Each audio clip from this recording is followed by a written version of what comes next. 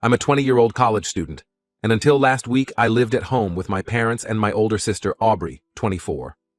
Our family isn't wealthy, but we've always managed to get by. For the past 2 years, I've been working part-time at a local bookstore to save up money for grad school. It's been tough balancing work and studies, but I've managed to put aside a decent amount. Some background on my family dynamic. My parents have always favored Aubrey. For as long as I can remember, they've pampered her constantly and let her get away with pretty much anything. Aubrey is, to put it bluntly, bratty and full of herself. But my parents never seem to notice or care.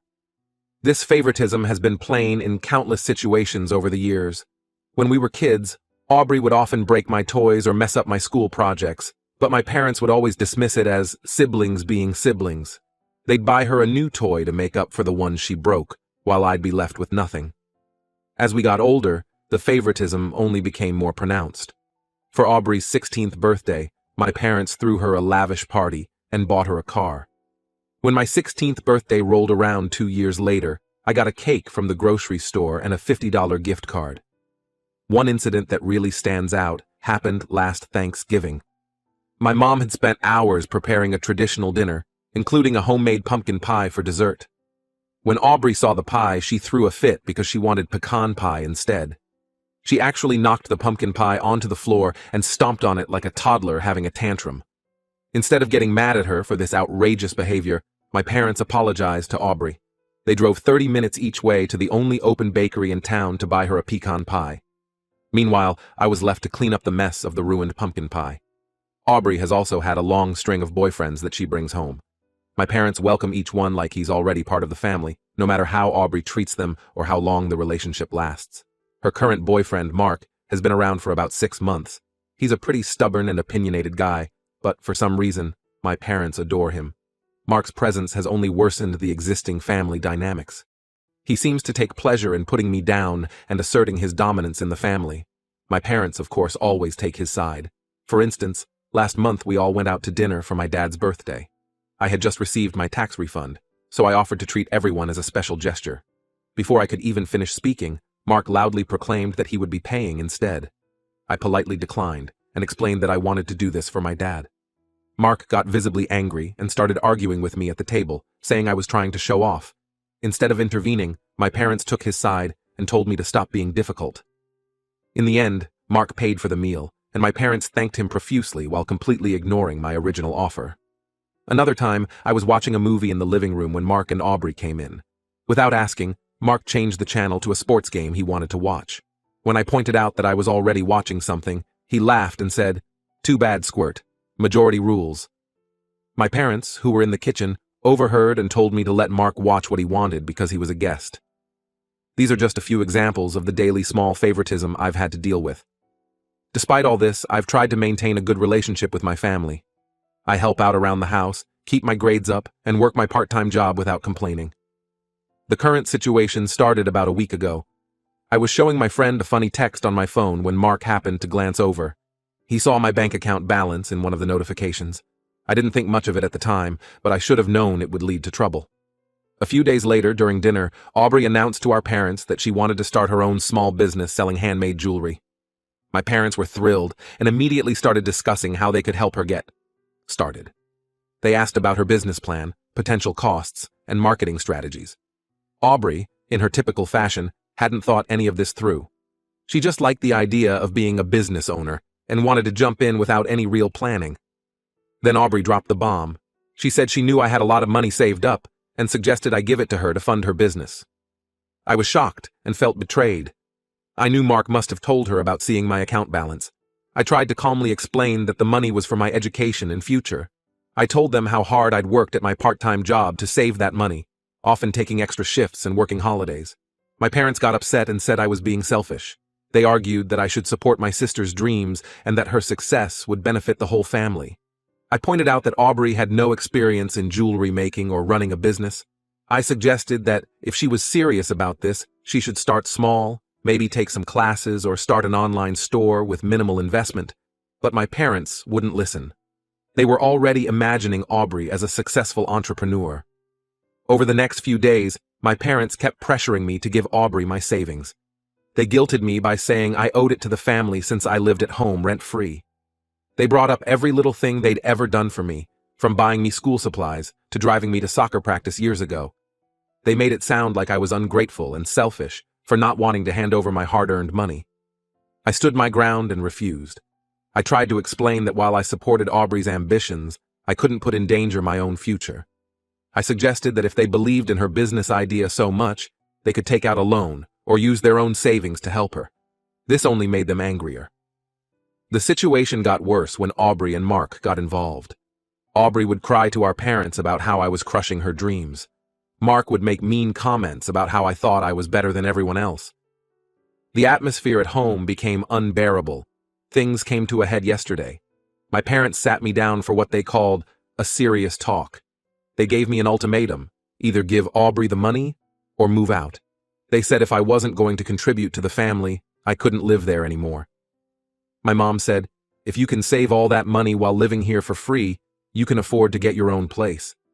My dad added, you're obviously not a team player, so maybe it's time you learned how the real world works. I was hurt and angry. I felt like my own parents were choosing Aubrey's whim over my carefully planned future. I decided to leave on my own terms before they could kick me out. That night, while everyone was asleep, I packed up my stuff. I made sure to take all my important documents like my birth certificate and social security card. I also logged into all my bank accounts and changed the passwords, just in case. I left a note explaining why I was leaving and went to stay with a friend. Since then, my phone has been blowing up with calls and texts from my family. My parents alternate between guilt trips and anger. They're saying I'm tearing the family apart and being incredibly selfish. Aubrey has been posting dramatic statuses on social media about how her own brother abandoned her. Mark even showed up at my workplace to shout at me, saying I was breaking Aubrey's heart and ruining her chances at success. Some of my extended family members have reached out after hearing a twisted version of events from my parents. Most of them are taking my parents' side, saying I should go home and make things right. Only my grandmother seemed doubtful of the story and asked for my side of things. I feel awful about the whole situation. Despite everything, I love my family and never wanted it to come to this. I've worked so hard for that money, taking on extra shifts and missing out on social events to save up. It represents my future and my dreams of going to grad school. I don't think it's fair for them to demand I give it up, especially for such an ill-conceived plan. At the same time, I feel guilty for moving out so abruptly. I worry that I'm overreacting, or that I should have tried harder to make them understand my perspective. The thought of being estranged from my family is heartbreaking, even though I know they haven't treated me fairly. I'm now crashing on my friend's couch and trying to figure out my next steps. I'm looking for a new place to live and considering taking a semester off to work full-time and save up more money.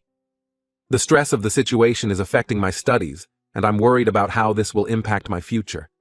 So Reddit, should I give my sister my savings and go back home? Or should I handle the situation differently? I'm lost and could really use some outside perspective on this mess. Update. It's been 8 months since I left home over my parents trying to force me to give my savings to my sister. A lot has changed. After moving out, I found a small room to rent near my college. It's not much, but it's mine. I've been balancing work and studies pretty well. I picked up more hours at the bookstore and even started tutoring on the side to make ends meet. It's been tough, but I'm managing. The best thing that's happened is meeting Sam. We met in one of my classes about 5 months ago. She's smart, kind, and incredibly supportive. When I told her about my family's situation, she listened without judgment and has been there for me ever since. For the first few months after I left, my family kept trying to contact me.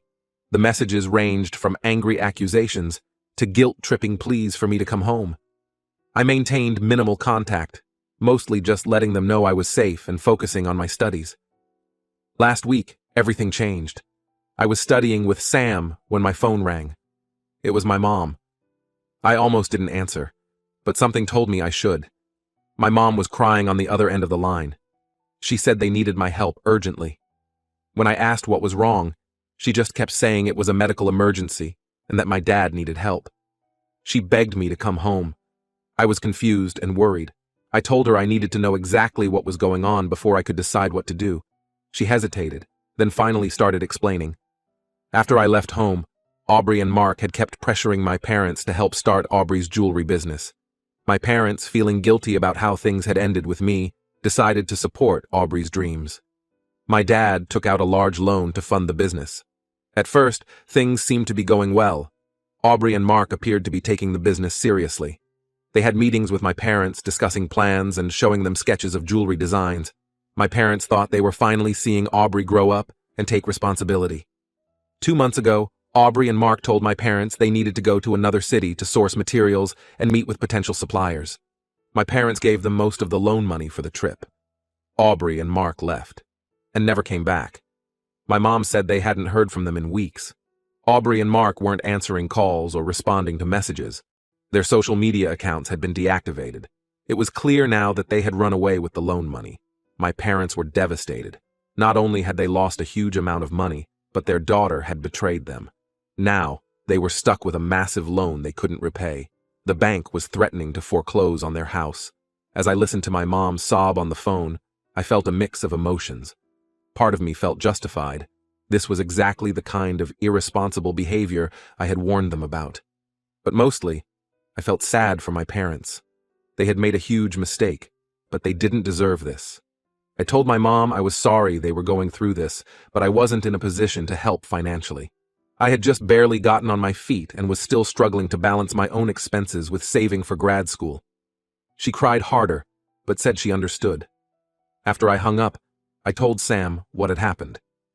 She listened carefully, then suggested I reconsider helping my parents. She pointed out that this could be an opportunity to mend my relationship with them. Sam said that while they had treated me unfairly in the past, they were still my family and were in genuine need now.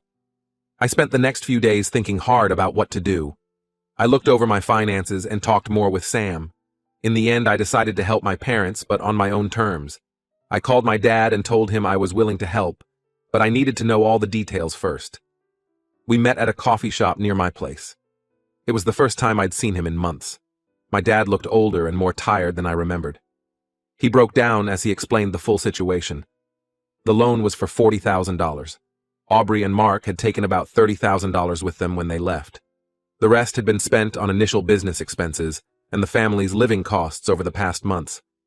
I told my dad I was willing to help pay off the loan, but I had conditions. First, I would make the payments directly to the bank, not give money to my parents.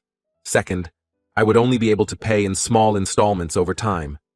Third, they needed to file a police report about Aubrey and Mark's actions. My dad agreed to everything. He apologized for how they had treated me and admitted they had been wrong to favor Aubrey for so long. He said losing Aubrey had made them realize how much they had taken me for granted. Over the next week, we worked out a plan. I would move back home to save on rent.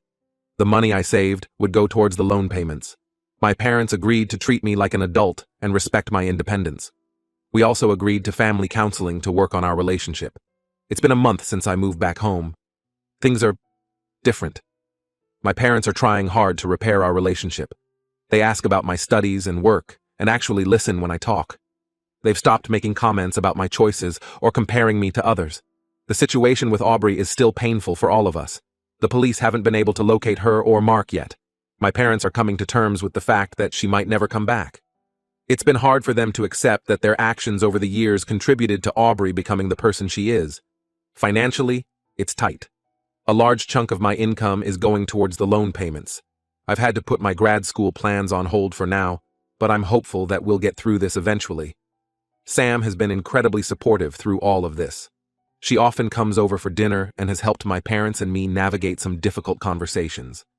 My parents adore her, which is nice but also a bit ironic given how they treated my girlfriends in the past. Looking back, I don't regret leaving when I did.